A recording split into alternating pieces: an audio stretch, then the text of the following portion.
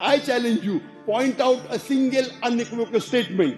It is not an unequivocal statement. Okay, from anywhere in the Bible where Jesus Christ himself says, I am God. No, that is not Jesus' word. Isaiah is not Jesus' word. You don't even know your Bible well. One verse, just one verse. And if it doesn't prove Jesus God, then I won't believe he's God. Isaiah cannot be the words of Jesus Christ, peace be upon him. He's a prophet though. But is it the word of Jesus? It's the word of God. അപ്പോൾ ഇത് doctor Zakir നായക്കും south കൊറിയയിലെ ഒരു English പ്രൊഫസറും തമ്മിലുണ്ടായ ഒരു ഡിബേറ്റാണ്. സക്കീർ നായക് എന്ന് പറയുന്നത് ഒരു മുസ്ലിം സ്പീക്കറാണ്. താൻ എപ്പോഴും അവകാശപ്പെടുന്നത് ആരെങ്കിലും തനിക്കൊരു പ്രൂഫ് തനിക്കൊന്ന് തെളിയിച്ച് കാണിക്കാമോ, അതായത് യേശു എവിടെയെങ്കിലും ഒരു വാക്യത്തിൽ പറയുന്നുണ്ടോ യേശു ദൈവമാണെന്നും യേശുവിനെ ആരാധിക്കണം, അങ്ങനെ ഒരു വാക്യം തന്നെ കാണിക്കാമെങ്കിൽ താൻ ക്രിസ്തീയ വിശ്വാസം അംഗീകരിക്കാമെന്ന്. തൻ്റെ സാധാരണയായ പെരുമാറ്റം തന്നെ താൻ ക്രിസ്ത്യൻസിനെ കളിയാക്കും, അവർ പറയുന്ന കാര്യങ്ങളെ ഇൻറപ്റ്റ് ചെയ്യും, തിരുവഴുത്തിനെ ട്വിസ്റ്റ് ചെയ്യും. എന്നിട്ട് എപ്പോഴാണ് ഈ വാദം തനിക്കെതിരെ തിരിയുന്നത് അപ്പോൾ താൻ ആ ടെക്സ്റ്റ്, ആ വേദഭാഗത്തെ അങ്ങ് അവഗണിക്കുകയും ചെയ്യും. ഈ ഡിബേറ്റ് ശാന്തമായിട്ടാണ് തുടങ്ങിയത്. എന്നിട്ട് ഡേവിഡ് ഓരോ വാക്യം ആഫ്റ്റർ വാക്യം കാണിക്കുന്നുണ്ട് യേശുവിൻ്റെ ദൈവത്വത്തെ തെളിയിക്കുവാൻ. എങ്ങനെ മുന്നോട്ട് പോകുമ്പോൾ സക്കീറിന് ക്ഷമ നശിച്ച് വരികയാണ്. എന്നിട്ട് അവസാനം ഡേവിഡ് ഒരു സത്യമായിട്ടുള്ള ഒരു ചോദ്യം മുന്നോട്ട് വെക്കുമ്പോൾ സക്കീറിന് ഉത്തരമില്ല. Hello, I am Georgy Mathew Alexios and welcome to point to eternity. അപ്പോൾ നമുക്ക് ആ ഡിബേറ്റ് ഒന്ന് കാണാം. എന്നിട്ട് അവസാനം എന്താണ് അതിന് നമുക്കുള്ള പ്രസക്തി എന്നുള്ളത് ഞാനപ്പോൾ എക്സ്പ്ലെയിൻ ചെയ്യാം. Most of the Christians, including yourself, believe that Jesus Christ, peace be upon him, claimed divinity.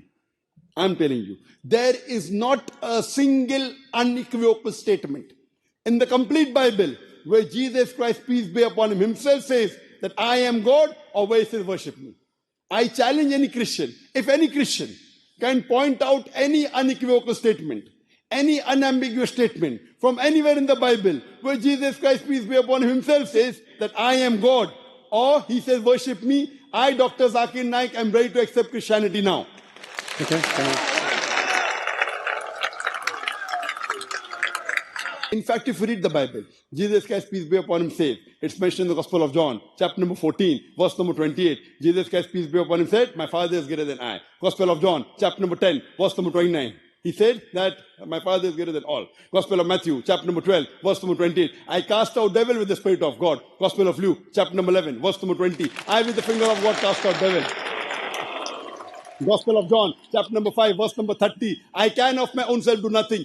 As I hear, I judge, and my judgment is just. For I seek not my will, but the will of my Father.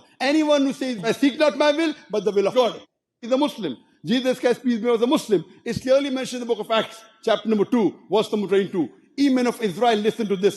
Jesus of Nazareth, a man approved of God from amongst you, by wonders and miracles and signs, which God did by him, and you are witness to it. A man approved of God amongst you, by wonders and signs and miracles, which God did by him, and you are witness to it. So there is not a single unequivocal statement in the complete Bible where Jesus Christ, peace be upon him, himself says that I am God, or he says worship me. And you're most welcome to point out, and if you point out, I'll accept Christianity. okay. And if you don't, then you'll have to accept that Jesus is not God. Do you agree with the challenge? Okay. Okay. Thank you, brother. അപ്പോൾ താൻ ഈ മുന്നോട്ട് വെച്ചത് ആരെങ്കിലും തനിക്ക് ഒന്ന് തെളിവായിട്ടുള്ള രീതിയിൽ നൽകണം, യേശു പറയുന്നത് ഞാൻ ദൈവമാണെന്നും എന്നെ ആരാധിക്കണമെന്നും, അങ്ങനെ ഒരു കാര്യം തന്നെ കാണിച്ചാൽ താൻ ക്രിസ്തീയ വിശ്വാസം അംഗീകരിക്കാമെന്ന്. താൻ ചില വാക്യങ്ങളൊക്കെ തൻ്റെ പൊസിഷന് സ്യൂട്ട് ചെയ്യത്തക്ക രീതിയിലുള്ള ചില വാക്യങ്ങളൊക്കെ എടുത്തു പറഞ്ഞിട്ട് എന്നിട്ട് അവസാനം പറയുകയാണ്, എവിടെയെങ്കിലും ഉണ്ടോ സംശയമില്ലാത്ത ഒരു വാക്യം അതിൽ യേശു പറയുന്നത് ഞാൻ ദൈവമാണെന്നും എന്നെ ആരാധിക്കണം, അങ്ങനെ ഒരു വാക്യം തന്നെ കാണിക്കാമോ എന്ന്. എന്നിട്ടാണ് ആ ചലഞ്ച്, ആ വെല്ലുവിളി ഡേവിഡിന് മുന്നോട്ട് താൻ വെക്കുന്നത്. തൻ്റെ ആ തന്ത്രം സൂക്ഷിച്ച് ശ്രദ്ധിച്ചു നോക്കണം. താൻ വീണ്ടും മുന്നോട്ട് വെക്കുന്നത് ഒരു സംശയവും കൂടാതെയുള്ള ഒരു വാക്യം തന്നെ മറ്റേ ആ വ്യക്തി കാണിക്കണം. അതായത് യേശു പറയുകയാണ് ഞാൻ ദൈവമാണെന്നോ അല്ലെങ്കിൽ എന്നെ ആരാധിക്കണമെന്നോ. ഈ ഒരു എറർ, ഈ ഒരു മിസ്റ്റേക്കിനെയാണ് ഫിലോസഫേഴ്സ് വിളിക്കുന്നത് എക്സാക്ട് വേർഡ് ക്രൈറ്റീരിയൻ ഫാലസി. അതായത് അതൊരു ലോജിക്കൽ എററാണ്. എന്ന് വെച്ചാൽ ഒരു വ്യക്തി ആവശ്യപ്പെടുകയാണ് അക്ഷരാർത്ഥത്തിൽ ഇന്ന വാക്കുകൾ, പദങ്ങൾ തന്നെ വേണം എനിക്ക് ആ കാര്യം അംഗീകരിക്കുവാൻ, അല്ലാതെ ആ കാര്യത്തെ തെളിയിക്കുന്ന പശ്ചാത്തലമോ വേറെ പദപ്രയോഗങ്ങളോ അല്ലെങ്കിൽ അതിൻ്റെയൊക്കെ ബാക്ക്ഗ്രൗണ്ടോ അല്ലെങ്കിൽ ആ കോൺസെപ്ച്വൽ ഇൻറ്റൻറ്റോ അങ്ങനെയുള്ള കാര്യങ്ങളൊന്നും വേണ്ട. താൻ പ്രതീക്ഷിക്കുന്ന ആ അക്ഷരാർത്ഥത്തിലുള്ള വാക്കുകൾ തന്നെ ഉണ്ടെങ്കിലേ താൻ അത് വിശ്വസിക്കുകയുള്ളൂ. അതിന് വിളിക്കുന്ന പേരാണ് എക്സാക്ട് വേർഡ് ക്രൈറ്റീരിയൻ ഫാലസി. അതാണ് സക്കീർ നായക് ഇവിടെ കമ്മിറ്റ് ചെയ്യുന്നത്. മുസ്ലിംസിനെ പഠിപ്പിച്ചു വെച്ചിരിക്കുന്നത് തന്നെ യേശു അപ്രകാരമുള്ള പദപ്രയോഗങ്ങൾ ഉപയോഗിക്കുന്നില്ല എങ്കിൽ, അതായത് യേശു പറയാണ് ഞാൻ ദൈവമാണെന്ന്, എന്നെ ആരാധിക്കണം, അങ്ങനെയുള്ള പദപ്രയോഗങ്ങൾ ഉപയോഗിക്കുന്നില്ലെങ്കിൽ യേശുവിൻ്റെ ദൈവത്വത്തെ തെളിയിക്കുവാൻ സാധിക്കുകയില്ല എന്നാണ് മുസ്ലിംസിനെ പഠിപ്പിച്ചു വെച്ചിരിക്കുന്നത്. അപ്പോൾ തന്നെ അവർ മറ്റ് അനേക വേദഭാഗങ്ങളെ അവഗണിക്കുകയും ചെയ്യും. അവിടെയൊക്കെ യേശു ദൈവമാണെന്ന് സ്വയം അവകാശപ്പെടുന്നുമുണ്ട്. ഉദാഹരണത്തിന് എബ്രഹാമിന് മുൻപേ ഞാനുണ്ട് എന്ന് പറയുന്ന ആ പ്രസ്താവന, ഞാനും എൻ്റെ പിതാവും ഒന്നാകുന്നു എന്ന് പറയുന്ന പ്രസ്താവന. മറ്റൊരു കാര്യം, സക്കീർ നായക്കിൻ്റെ ഈ ഒരു ആവശ്യം കൊളാപ്സ് ചെയ്യുന്നത്, ഇത് തിരിച്ചു ചോദിച്ചാൽ ഖുറാനിൽ ഒരു വാക്യം പോലുമില്ല യേശു പറയുന്നത് ഞാൻ പ്രവാചകനാണെന്നോ അല്ലെങ്കിൽ എന്നെ ആരാധിക്കരുത് എന്ന് പറയുന്ന ഒരു വാക്യം പോലും ഖുറാനകത്തുമില്ല. എന്നിട്ടും മുസ്ലിംസ് അത് വിശ്വസിക്കുന്നു. മുസ്ലിംസ് ബൈബിളിൽ നിന്ന് ഇപ്രകാരം കൃത്യമായിട്ടുള്ള വാക്കുകൾ വേണം എന്ന് ആവശ്യപ്പെടുന്നുവെങ്കിൽ അങ്ങനെയുള്ള റൂൾസ് അവർക്കും ബാധകമല്ലേ? പക്ഷേ അവർക്കത് സാധിക്കുകയുമില്ല. ഇനിയിപ്പോൾ ഡേവിഡ് മുന്നോട്ട് വെക്കുന്ന അടുത്ത വാക്യം യേശു ദൈവമാണെന്ന് അവകാശപ്പെടുന്ന ഒരു വാക്യമാണ്. John chapter 10 verse 34. Yes. And it says that Jesus, so first of all, verse 33, the Jews want to stone Jesus, right? Here's what it says in verse 33. The Jews say, first 31, Jesus says, and again the Jews picked up stones to stone him. The Jews picked up stones to stone Jesus. Verse 31, and again the Jews picked up stones to stone him. But Jesus said to them, I have shown you many great miracles from the Father. For which of these do you stone me? The Jews said, we are not stoning you for any of these, replied the Jews, but for blasphemy, because you, a mere man, claim to be God. Jesus answered them, is it not written in your law, I have said you are gods? If he called them gods to whom the word of God came, and the scripture cannot be broken, Very clear. What about the one whom the Father set apart as his very own and sent into the world? Why then do you accuse me of blasphemy? Because I said, I am God's son.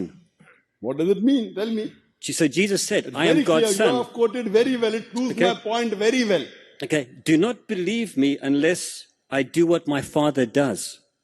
But if I do it, even though you do not believe me, believe the miracles, that you may know and understand that the Father is in me and I in the Father. So there Jesus says, I am the Son of God.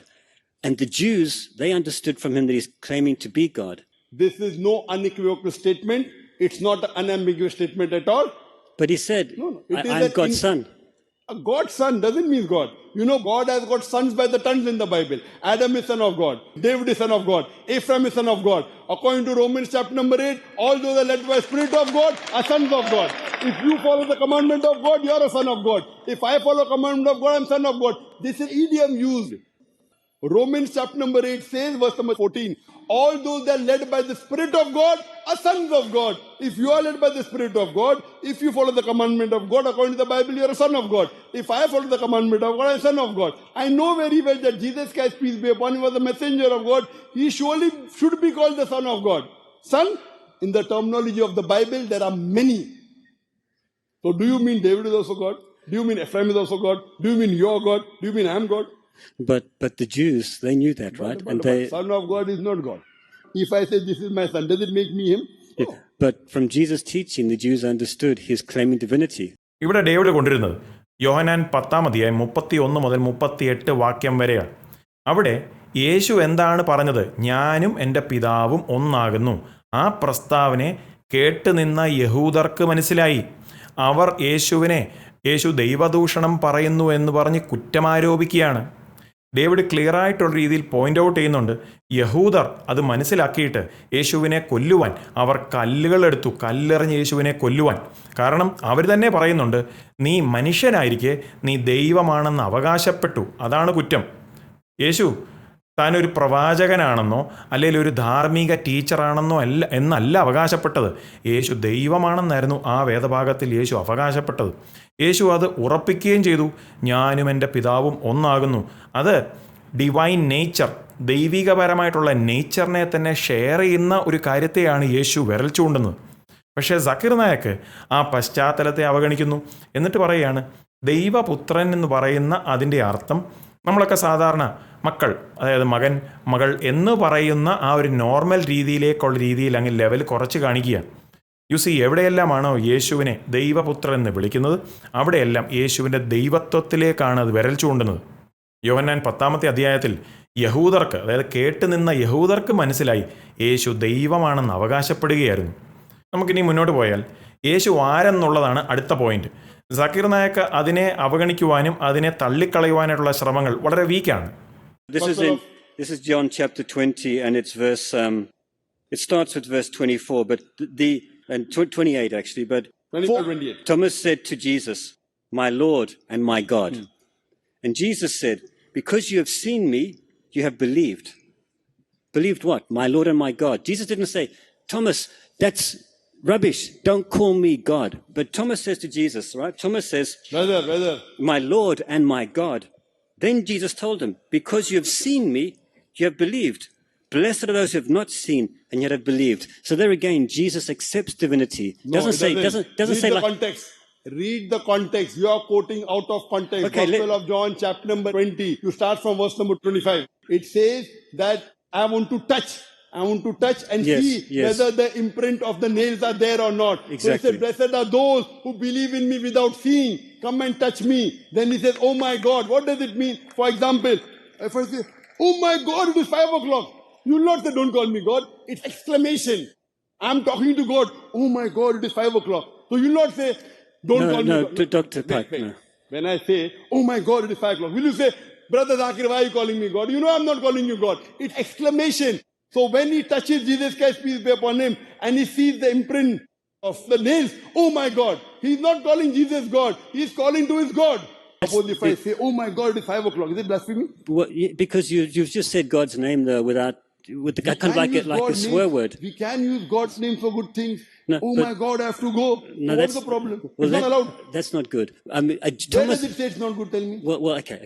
So Thomas. which verse says? Okay, the Jews, when they come to God's name in the Bible, they won't say it, right? They'll say Hashem, the name, or they won't say. So they believe that is the name, Jehovah, Elohim. But when they come to that name, the Tetragrammaton, that some scholars translate Yahweh, they're very conscious about God's name. So when Thomas said, "My Lord and my God," it's not like, "Oh my gee, it's late." So It is. When he touches, he comes to know. okay, but another thing, sir, when But anyway, does yeah, it fulfill my requirement? What I challenge you, point out a single unequivocal statement. It is not an unequivocal statement. Okay, From anywhere in the Bible where Jesus Christ himself says, I am God. It is other people are saying he's God. That doesn't fulfill my challenge at all. And Okay. if you don't fulfill my challenge, you'll have to believe Jesus is not God. ഇവിടെ David കൊണ്ടിരുന്നത് യോഹന്നാൻ 20:28-29 വാക്യങ്ങളാണ്. Thomas യേശുവിനോട് പറയുകയാണ് എൻ്റെ കർത്താവും എൻ്റെ ദൈവവുമേ എന്ന്.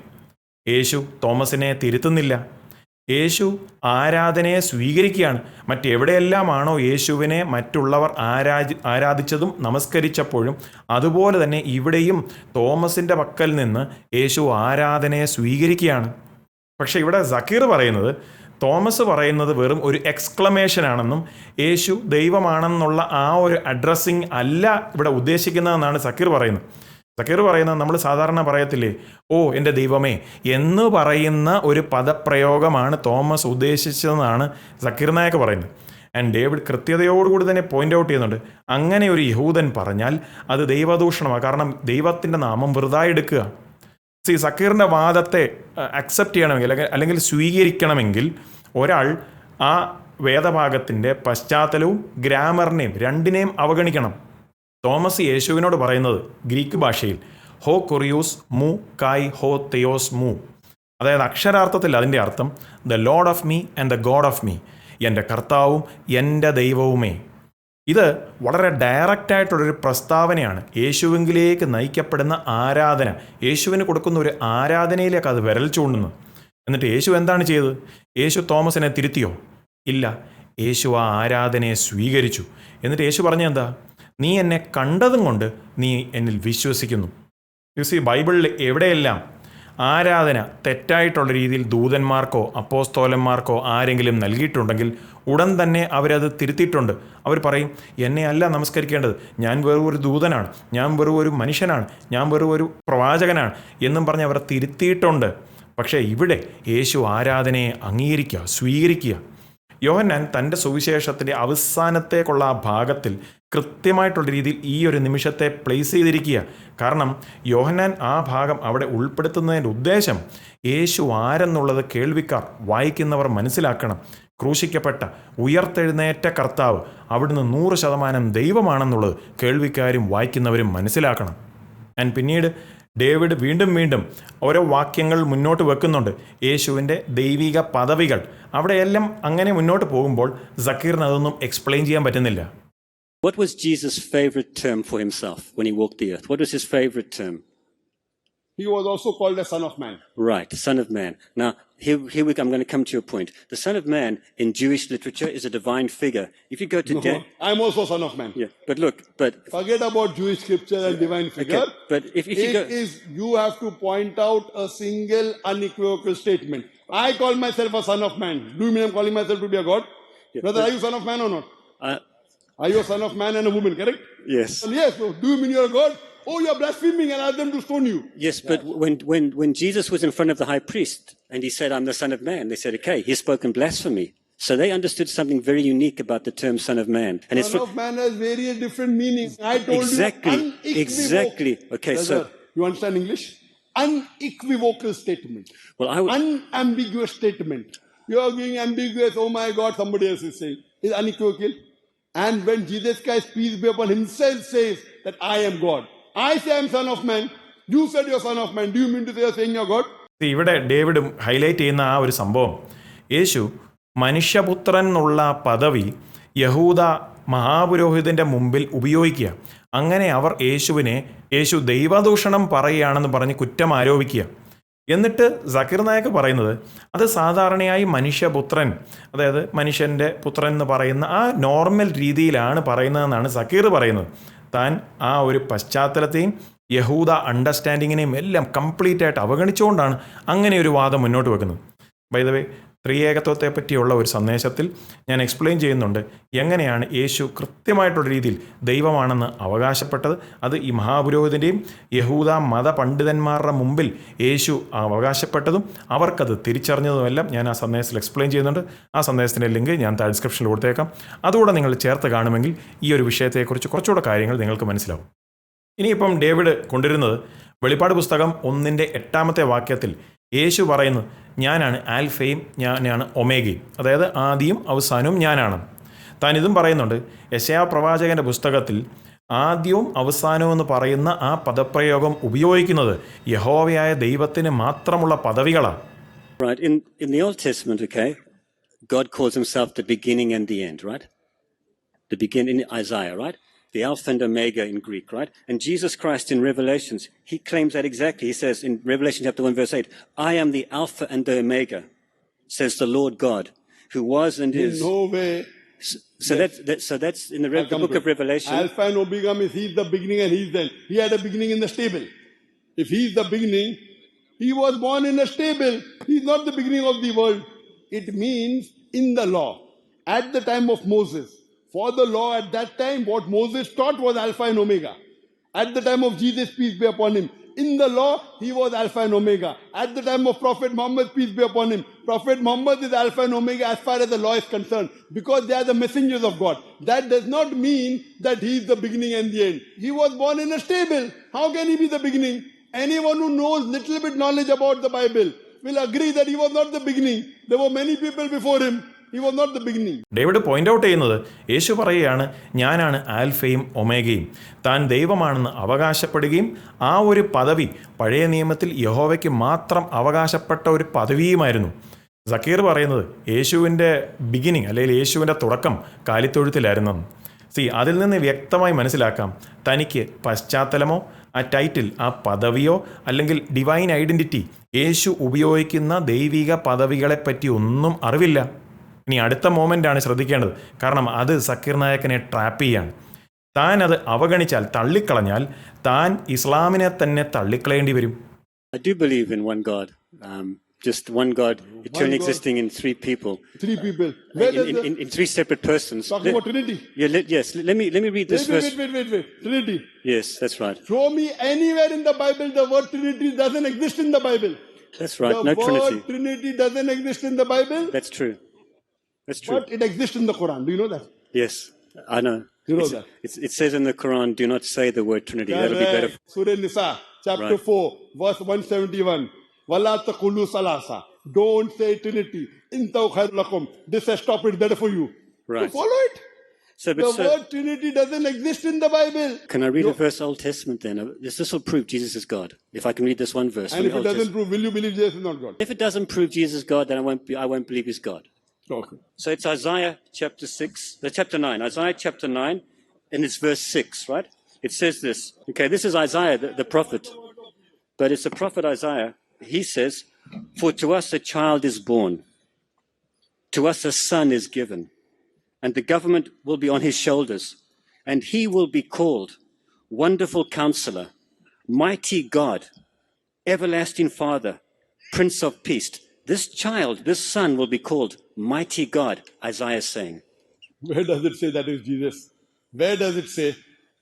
The son that was Wasting born. Time. I told you unequivocal statement from the complete Bible where Jesus Christ, peace be upon himself, says, no, that is not Jesus' word. Isaiah is not Jesus' word. You don't even know your Bible well. Isaiah cannot be the words of Jesus Christ, peace be upon him. He's a prophet, though.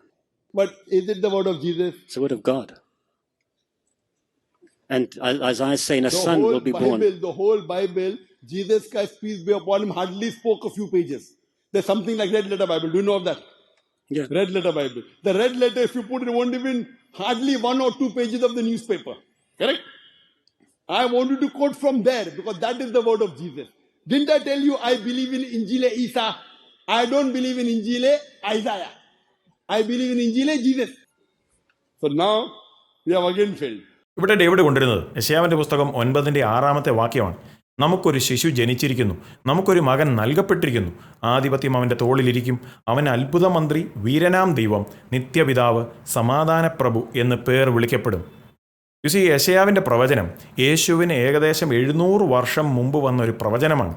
അതിൽ വ്യക്തമായി പറയുന്നു മശിഹയെ വീരനാം ദൈവം എന്ന് വിളിക്കപ്പെടും. ആ വേദഭാഗത്തെ address ചെയ്യേണ്ടതിന് പകരം സക്കീർ നായക്ക് പ്ലെയിനായിട്ടുള്ള രീതിയിൽ പറയുകയാണ് അത് യേശുവിൻ്റെ വാക്കുകളല്ല എന്ന്. പക്ഷേ ഡേവിഡ് പോയിൻ്റ് ഔട്ട് ചെയ്യുന്നത് യെശയ്യാവ് ദൈവത്തിൻ്റെ ഒരു പ്രവാചകനല്ലായിരുന്നോ എന്ന്. എന്നിട്ടും സക്കീർ പറയുന്നത് അത് യേശുവിൻ്റെ വാക്കുകളല്ലല്ലോ. ഡേവിഡ് പറയുന്നത് അത് ദൈവത്തിൻ്റെ വാക്കല്ലയോ. സക്കീർ നിശബ്ദനാകുകയാണ്. സക്കീർ എന്തുകൊണ്ട് നിശബ്ദനായി എന്നുള്ളതിനുള്ള കാരണം ഇസ്ലാം പഠിപ്പിക്കുന്നു യെശയ്യാവ് ദൈവമയച്ച ഒരു യഥാർത്ഥ പ്രവാചകനായിരുന്നുവെന്നും മുസ്ലിംസിനെ സംബന്ധിച്ചിടത്തോളം മുഹമ്മദിന് മുമ്പ് വന്ന എല്ലാ പ്രവാചകന്മാരെയും അവർ അംഗീകരിക്കണം, വിശ്വസിക്കണം. അപ്പോൾ സക്കീർ യെശയ്യാവിൻ്റെ വാക്കുകളെ തള്ളിക്കളഞ്ഞാൽ തൻ്റെ മതം അംഗീകരിച്ചിരിക്കുന്ന ഒരു പ്രവാചകനെ താൻ തള്ളിക്കളയണം. അങ്ങനെ വന്നാൽ ഖുറാനെ തന്നെ തള്ളിക്കളയുന്ന, കോൺട്രഡിക്റ്റ് ചെയ്യുന്ന ഒരു നിലയിലേക്ക് താൻ കയറേണ്ടി വരും. ഇനിയിപ്പം യെശയ്യാ പ്രവാചകൻ്റെ വാക്കുകളെ താൻ അംഗീകരിച്ചാൽ തനിക്ക് സമ്മതിക്കേണ്ടി വരും മശിഹ വീരനാം ദൈവമാണെന്ന്. അങ്ങനെ പറഞ്ഞാൽ ക്രിസ്തീയ അവകാശവാദം, അതായത് യേശു ദൈവമാണെന്നുള്ള വസ്തുതയും തനിക്ക് അംഗീകരിക്കേണ്ടി വരും. ഏത് രീതിയിലുള്ള ഈ 2 ഓപ്ഷൻസിൽ ഏത് പൊസിഷൻ താൻ അംഗീകരിച്ചാലും തൻ്റെ വാദം അവിടെ പൊളിയും. അതുകൊണ്ട് നിശബ്ദതയാണ് ഏറ്റവും നല്ല പ്രതികരണം. വാദങ്ങൾ പൊളിഞ്ഞു, തിരുവെഴുത്ത് സത്യമായി തന്നെ നിലനിന്നു. ദൈവത്തിൻ്റെ വചനമാകുന്ന സത്യം അതിൻ്റെ ഫലം കാണാതെ മടങ്ങി വരില്ല. യേശു ദൈവമാണ്. യേശു അത് അവകാശപ്പെട്ടു. തൻ്റെ ഒറിജിനൽ കേൾവിക്കാർക്കത് മനസ്സിലായി. യേശു ആരാധനയെ അംഗീകരിച്ചു. യേശു പാപങ്ങളെ ക്ഷമിച്ചു. ഇൻഫാക്റ്റ് യേശുവിന് മാത്രമേ നമ്മുടെ പാപങ്ങൾ, നിങ്ങളുടെ ഓരോരുത്തരുടെയും പാപങ്ങളെ ക്ഷമിക്കുവാനായിട്ടുള്ള ശക്തിയുള്ളൂ. അങ്ങനെ യേശുവിന് മാത്രമേ നിത്യജീവനും നൽകിത്തരുവാൻ ശക്തിയുള്ളൂ, അവകാശമുള്ളൂ, അധികാരവുമുള്ളൂ. നിങ്ങളൊരു മുസ്ലിമാണിത് കേൾക്കുന്നതെങ്കിൽ ബൈബിൾ ഒരു തുറന്ന മനസ്സോടുകൂടി ഒന്ന് വായിക്കാമോ? ദൈവത്തോടൊന്ന് പറയാമോ, തിരുവഴുത്തിൽ നിന്ന് ദൈവമേ ഒന്ന് കാണിച്ചതാണ് യേശു ആരാണെന്നുള്ളത്. ദൈവം മില്യൺ കണക്കിന് ആളുകൾക്ക് ലോകമെമ്പാടും അനേകർക്ക് അത് കാണിച്ചു കൊടുത്തു കഴിഞ്ഞു. നിങ്ങളുടെ ജീവിതത്തിലും ദൈവത്തിന് അത് ചെയ്യുവാൻ സാധിക്കും. അങ്ങനെ ഒന്ന് സമർപ്പിക്കാമോ? അതിനായിട്ട് ദൈവം നിങ്ങളെ സഹായിക്കട്ടെ. Take care. God bless. നിങ്ങൾക്ക് ഈ സന്ദേശം ഒരു അനുഗ്രഹമാകുന്നുവെങ്കിൽ ലൈക്ക് ചെയ്യാൻ മറക്കരുത്. നിങ്ങൾ സബ്സ്ക്രൈബ് ചെയ്തിട്ടില്ല എങ്കിൽ സബ്സ്ക്രൈബ് ചെയ്യാനും ചേർന്ന് കാണുന്ന ബെൽ ഐക്കണും പ്രസ് ചെയ്ത് സബ്സ്ക്രൈബ് ആവുമെങ്കിൽ നിങ്ങൾക്ക് ഇപ്രകാരമുള്ള അപ്ഡേറ്റുകളും ബൈബിൾ സ്റ്റഡി സെഷനുകളും എല്ലാം ഇതേ ചാനലിൽ എപ്പോഴൊക്കെ അപ്ലോഡ് ആകുമോ നിങ്ങൾക്കത് നോട്ടിഫിക്കേഷനായി ലഭിക്കുന്നതായിരിക്കും.